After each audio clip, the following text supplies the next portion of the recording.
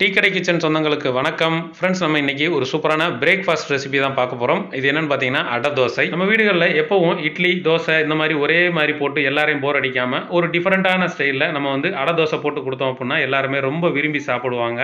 இன்னைக்கு நம்ம பண்ண போகிற இந்த அடை தோசையும் பார்த்தீங்கன்னா டேஸ்ட் வித்தியாசமாக இருக்கும். அதே நேரத்தில் இது ரொம்ப ஹெல்த்தியும் கூட. ஏன்னா இதில் சேர்க்குற அந்த பருப்புகள் எல்லாமே ரொம்ப சூப்பரானது, நம்ம உடம்புக்கு தேவையானது. நல்லா தரமான அடை தோசையை ஈஸியாக எப்படி செய்யலான்னு வாங்க பார்க்கலாம். வணக்கம். இன்னைக்கு நம்ம டீ கடை கிச்சன்ல ஒரு அடை தோசை எப்படி சூப்பரா செய்யலாம்னு தான் பார்க்க போறோம். அதுக்கு நம்ம இட்லி அரிசி எடுத்திருக்கோம். இட்லி அரிசி நல்லா முக்கரிசி கடை அரிசி தான் எடுத்திருக்கோம். கடை அரிசி எடுத்து 1/2 கிலோ, இடையில 1/2 கிலோ நம்ம மெஷரிங் கப்ல நல்லா குவியலா போட்டா 2 கப்பு வரும்.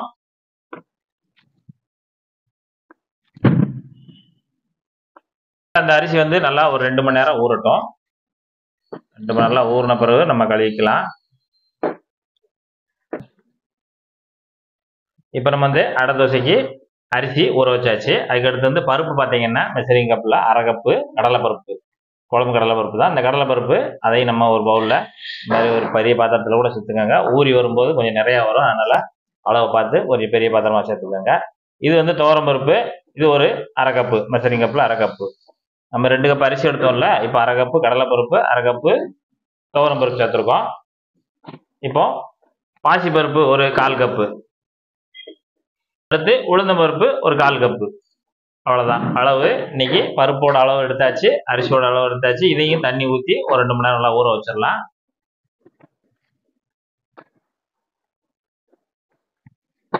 நல்லா ஊறட்டும். நல்லா ஊறின பிறகு நம்ம அலசிட்டு எப்படி நம்ம ஆட்டி எடுத்துக்கலாம். இப்போ நம்ம மொறு அடை தோசைக்கு நல்லா ஊற வச்சு நல்லா கழுவியாச்சு. ஆமாம், உங்கள்கிட்ட சொல்லாமலே நான் கழுவிட்டேன். சுத்தமாக எல்லாத்தையும் கழுவி தண்ணியெல்லாம் வடிகட்டிட்டு வச்சுருக்கேன். நல்லா 2 மணி நேரம் ஊறிடுச்சு. இதை நம்ம கிரைண்டரில் போட்டு ஆட்டிக்கலாம். நம்ம கொஞ்சம் அதிகமான அளவுக்கான கிரைண்டரில் போட்டு ஆடுறோம். நீங்கள் இதில் பாதி போட்டிங்கன்னா கொஞ்சம் மிக்சியிலே போட்டு கூட நீங்கள் ஆட்டிக்கிடலாம். இப்போ நம்ம எல்லா அரிசியுமே ஒரே இதில் போட்டுடலாம். ஒரே உரலில் எல்லா அரிசியும் உள்ளே போட்டு நம்ம முதல் அரிசியை மட்டும் ஆட்டிடணும். ஒரு பாதிக்கு மேலே ஆட்டிட்டு அதுக்கப்புறம் தான் நம்ம பருப்பை போடணும். இப்போ நம்ம இதுக்கு கொஞ்சமாக தண்ணி சேர்த்து நல்லா ஆட்டி எடுத்துக்கிறோம்னா, ஆட்டுற பக்கம் உங்களுக்கு ஏற்கனவே தெரியும். எப்படி நம்ம இட்லி மாவு காட்டுவோம்ல, அதே மாதிரி தான். இப்போ அப்பப்போ கொஞ்சம் கொஞ்சமாக தண்ணி ஊற்றி நல்லா ஒரு பாதிக்கு மேலே ஆட்டிக்கணும். இன்னும் கொஞ்சம் நேரம் ஆடணும். இது ஓடட்டும். நம்ம அரிசி பாதிக்கு மேலே நல்லா ஓடிடுச்சு. நல்லா இந்த அளவுக்கு பாதிக்கு மேலே கொஞ்சம் நெருண்டு இருக்கு. இந்த அளவுக்கு நல்லா ஓடின பிறகு நம்ம பருப்பு இங்கே நிறையா அதை அலசி வச்சுருக்கோம். அலசிட்டு வச்சுருக்கதா இதிலே போட்டு சேர்ந்து ஆட்டிடலாம். பருப்பு எல்லாத்தையும் கொஞ்சம் கொஞ்சமாக போட்டு, பருப்பு அதுவே சீக்கிரம் ஆடிடும். பருப்பு நல்லா ஊறிடுச்சு. 2 மணி நேரம் ஊறின உடனே இதிலே போட்டு நல்லா இன்னும் கொஞ்சம் எந்த அளவுக்கு ஆடணும்னு பார்த்து சொல்கிறேன். இப்போ நம்ம பருப்பு போட்டு நல்லா ஓடட்டும். கொஞ்சம் டைட்டாக ஓடிச்சுன்னா மட்டும் லைட்டாக தண்ணி சேர்த்துக்கோங்க, இல்லைன்னா நமக்கு தேவையில்லை. ஏற்கனவே தோசை பதத்துக்கு தான் நம்ம ஆட்டணும், அதனால் கொஞ்சம் தண்ணி கூடனாலும் ஒன்றும் பிரச்சனை இல்லை. நல்லா போட்டு நல்லா ஓடிட்டு இருக்கு. நல்லா ஓடி முடியட்டும். இப்போ பருப்பு இப்போ ஓடுற நேரத்தில் நம்ம காரத்துக்கு ஒரு 12 காஞ்ச மிளகாய் எடுத்து தண்ணியில் ஒரு 20 நிமிஷத்துக்கு முன்னாடி நல்லா ஊற வச்சுருக்கோம். நல்லா ஊறி உப்பி வந்துருச்சு. இந்த மிளகாய் வத்தலை அப்படியே ஒரு சின்ன மிக்சி ஜாரில் எல்லாத்தையுமே தண்ணி இல்லாமல் உள்ளே சேர்த்துருங்க. சேர்த்துட்டு இதோட இஞ்சி துண்டு ஒரு விரல் அளவு இஞ்சி துண்டு எடுத்து நல்லா தொலியை சுத்தம் பண்ணி கழுவிட்டு கொஞ்சம் கொஞ்சமாக வெட்டி அதையும் நம்ம இதில் உள்ளே சேர்த்துக்கலாம். கருவேப்பிலை ஒரு 3 கொத்தை எடுத்து அதையும் புதுசாக வெட்டிட்டு இது உள்ளே சேர்த்துடலாம். இது மட்டும் கொஞ்சமா தண்ணி ஊற்றி அரைக்கிற அளவுக்கு கொஞ்சம் தண்ணி ஊற்றி நல்லா பேஸ்ட் பதத்துக்கு அரைச்சிக்குவோம்.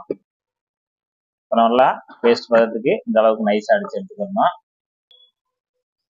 அப்புறம் சின்ன ஜார்ல போட்டு இந்த மாதிரி அந்த மிளகாய் வத்தலையும் நல்லா குறன்னு நல்லா அரைச்சி எடுத்து வச்சுக்குவோம். இதை நம்ம இந்த கிரைண்டர்லேயே போட்டு மிக்ஸ் பண்ணி அடிக்கணும். அது கொஞ்சம் நல்லா ஓடட்டும். ஓடின பிறகு உள்ள போட்டுக்கலாம். இப்போ நல்லா தண்ணி ஊற்றி நல்லா நைஸா கொஞ்சம், அதாவது ரொம்ப வலுவலுன்னு ஆட்டாம தோசை பதத்துக்கு நம்ம பருப்பு இதெல்லாம் போட்டுக்கனால இந்த மாதிரி தான் இருக்கும் மாவு. அவ்வளோதான். நமக்கு கிட்டத்தட்ட இப்போ ஒரு பருப்பு போட்டு 10 நிமிஷம் வரைக்கும் நல்லா ஓடிடுச்சு. இப்போ மாவு நல்லா அரைச்சிருச்சு. இப்போ நம்ம பேஸ்ட்டு அரைச்சி வச்சுருக்கோம் இல்லையா, எல்லாத்தையுமே இதிலே போட்டுடலாம். இதிலே போட்டு நல்லா இதுலேயும் சேர்ந்து ஓடிடுச்சுன்னா நமக்கு நல்லா மிக்ஸ் ஆயிரும். இந்த ஜாரை கழுவிட கொஞ்சம் சேர்த்துக்கலாம் தண்ணி. இப்போ நம்ம ஜாரையும் நல்லா கழுவிட்டு அதையும் சேர்த்து காட்டும்போது தண்ணி ஊற்றி கழுவிட்டு அதையும் உள்ள சேர்த்தாச்சு. மஞ்சள் தூள் ஒரு 1/2 டீஸ்பூன் போல் மஞ்சள் தூள் இந்த மாவுலேயே சேர்த்துடலாம். இப்போ இதுக்கு தேவையான உப்பு இதிலே போட்டுருவோம். 1 டீஸ்பூனு. ஒரு 1/2 டீஸ்பூன், 1/2 டீஸ்பூனு தூளுக்கு தான் நான் சேர்த்துருக்கேன். பெருங்காயத்தூள் ஒரு 1/2 டீஸ்பூனு மாவோட சேர்த்து இப்போ நமக்கு ஒரே வேலையா முடிஞ்சிடும். மாவு வந்து கிரைண்டர்லேயும் எல்லாம் ஓட்டி முடிச்சு அப்படியே தோண்டி தோசை சுடுற மாதிரி நமக்கு மாவு கிரைண்டர்லேயே ஓட்டி எடுத்துடலாம். எல்லாத்தையும் மிக்ஸ் பண்ணிடலாம். இப்போ நல்லா ஓடிடுச்சு, அவ்வளோதான். நல்லா மிக்ஸ் ஆன உடனே இப்போ நம்ம தோண்டிடலாம்.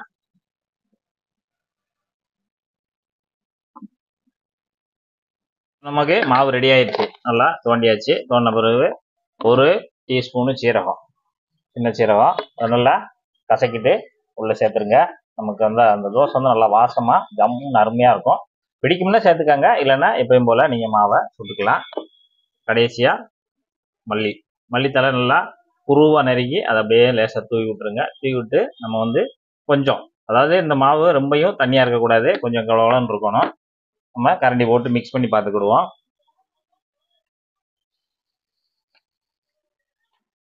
நம்ம தோண்டி வச்சிருக்க மாவு ரொம்பவும் கெட்டியா இருக்கு. இந்த அளவுக்கு கெட்டியா இருந்தா நமக்கு கொஞ்சம் தோசைகளுக்கு வராது. அதனால ஒரு 1/4 டம்ளர் இல்லைன்னா ஒரு 1/2 டம்ளர் போல தண்ணி சேர்த்துட்டு நம்ம கலந்துக்கலாம். ரொம்பவும் தண்ணியாகவும் இருந்துடக்கூடாது. இருந்தால் போதும். இப்போ நமக்கு மாவு நல்லா கலந்தாச்சு. இப்போ தோசை வந்து இதை சுட்டு எடுத்துக்கலாம். இந்த மாவை பொறுத்தவரை நம்ம அடை தோசை, முறுமுறு அடை தோசை வந்து உடனே கூட போட்டு எடுத்துக்கலாம். இல்லைன்னா நீங்கள் ஒரு 1/2 மணி நேரம், 1 மணி நேரம், 2 மணி நேரம் கூட புளிக்க வச்சு போடலாலும் போட்டுக்கலாம். இப்போ நம்ம அடை தோசை சுட போகிறோம். தோசைக்கல் எடுத்து அடுப்பில் வச்சு கல் நல்லா சூடாயிருச்சு. லைட்டாக தண்ணி தெளிச்சுக்கிடுவோம். தண்ணி தெளிச்சுட்டு நல்லா தொடச்சி விட்டுறலாம். இப்போ ஒரு கரண்டி மாவு எடுத்து நம்ம ரவுண்டாக தோசை சுட ஆரம்பிச்சிடலாம். மெதுவாக அப்படியே தேய்ச்சி விட்டிங்கன்னா உங்களுக்கு வந்து நைஸாக வரும். கீழே மெதுவாக பிடிச்சிக்கிட்டே வரும். அப்படியே சுத்த ஒன்று போல் மாவு ஸ்ப்ரெட் ஆகும். இந்த தோசை நீங்கள் எண்ணெய் தேய்ச்சும் போடலாம். ஆனால் எண்ணெய் தேய்ச்சா இந்த மாதிரி நம்ம இழுவைக்கு வந்து ஒன்று போல் வராது, மாவு உருண்டுக்கிட்டே வரும். அதனால் இந்த மாதிரி தண்ணி தெளித்து போட்டோம் அப்படின்னா சூப்பராக இருக்கும்.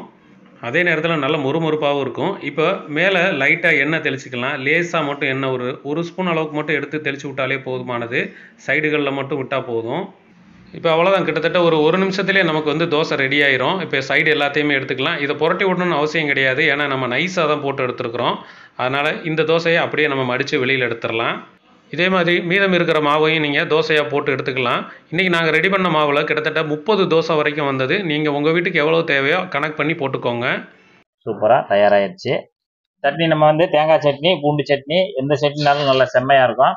இப்போ நம்ம வீட்டில் இந்த சட்னி தான் ரெடி ஆகிருக்கு. இது எப்படி இருக்குன்னு சாப்பிட்டு பார்ப்போம்.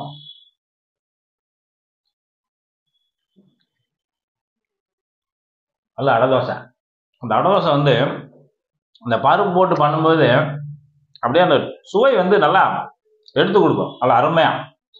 அடைங்கிறது வந்து இதோட கொஞ்சம் வெங்காயம் இதெல்லாம் போட்டு அதெல்லாம் பண்ணுவாங்க. அது ஒரு வேறு மெத்தடு. இது வந்து அடை தோசை நல்லா நைஸா சுட்டு எடுக்கிறதுக்கு பேர் இந்த மாதிரி நம்ம தெல்லாம் ரெடி பண்ணியிருக்கோம். இதே போல நீங்களும் மாவு ரெடி பண்ணி சூப்பராக ஒரு அடை தோசை ரெடி பண்ணி சாப்பிட்டு பாருங்க. எப்படி வந்ததுன்றதை நம்ம கமெண்ட்ல சொல்லுங்க. நன்றி, வணக்கம்.